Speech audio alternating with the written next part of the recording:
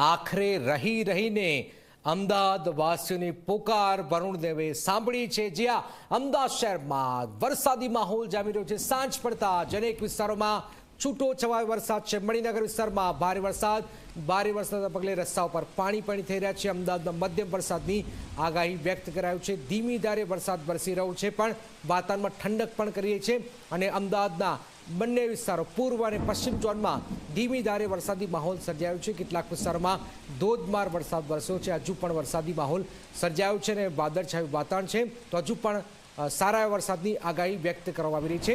તો અમદાવાદમાં આજે વરસાદી માહોલ જામ્યો છે।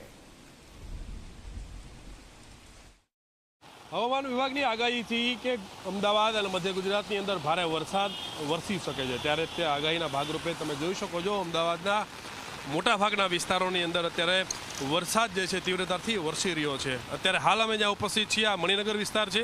મણિનગરની અંદર પણ ભારે વરસાદ વરસી રહ્યો છે અને રોડ ઉપર પાણી જે છે હવે ધીમે ધીમે ભેગું થવા લાગ્યું છે। ત્યારે જો આ જ પ્રકારે વરસાદ થોડો સમય વરસશે તો અમદાવાદના નીચાણવાળા વિસ્તાર છે ત્યાં પાણી ભરવાની શરૂઆત થઈ જશે।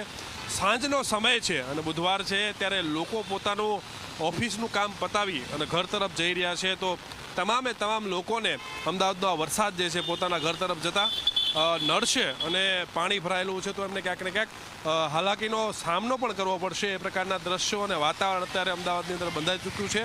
જે પ્રમાણે વરસાદ વરસી રહ્યો છે તેને જોતા એવું લાગી રહ્યું છે કે થોડા સમયની અંદર આ વરસાદ જે છે એ વિરામ નહીં લે।